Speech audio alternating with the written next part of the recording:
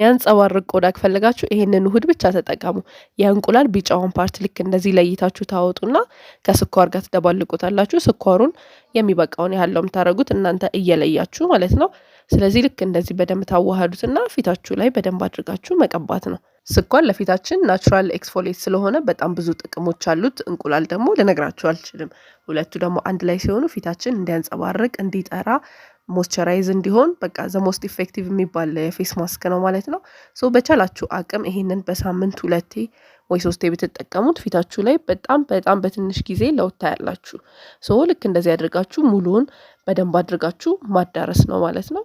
ከዛ በኋላ በኖርማል ስስ ፌስታል ካላችሁ ወይ ደግሞ ይሄ ኖርማል ነጮቹ ፌስታል ካላችሁ በኤኒ ይሆናል ማለት ይሄ የለኝም ብላችሁ እንዳትቀመጡ ማለት ነው። ይሄን ልክ እንደዚህ ከተቀባችሁት በኋላ እንደዚህ አይነት ላስቲክ ካላችሁ አፉ ላይ ትቀዱስና በደንብ አድርጋችሁ ፊታችሁን ትለጥፉታላችሁ ማለት ነው።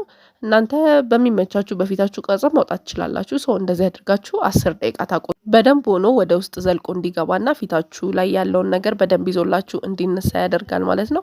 ልክ 10 ደቂቃ ከቆያችሁ በኋላ ቀስ ብላችሁ መላጥ ነው ማለት ነው። ልክ እንደምታዩት ነው። እንደ ስቲም ነገር የሚያደርገዋል ፊታችሁን። ከዛ በኋላ እዩት እንዴት ጽድት ያለ ፊት እንደሚኖራችሁ ማለት ነው። ምንም ነገር በቃ ለስላሴው ልነግራችሁ አልችልም። ፊታችሁ ላይ ያለውን ነገር ሙልጭ አድርጎ ነው የሚያጠፋላችሁ።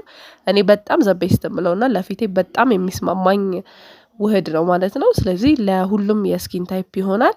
እንዳልኳችሁ እንደ አቅማችሁ በሳምንት 1 መጠቀም ትችላላችሁ፣ 3 መጠቀም ትችላላችሁ።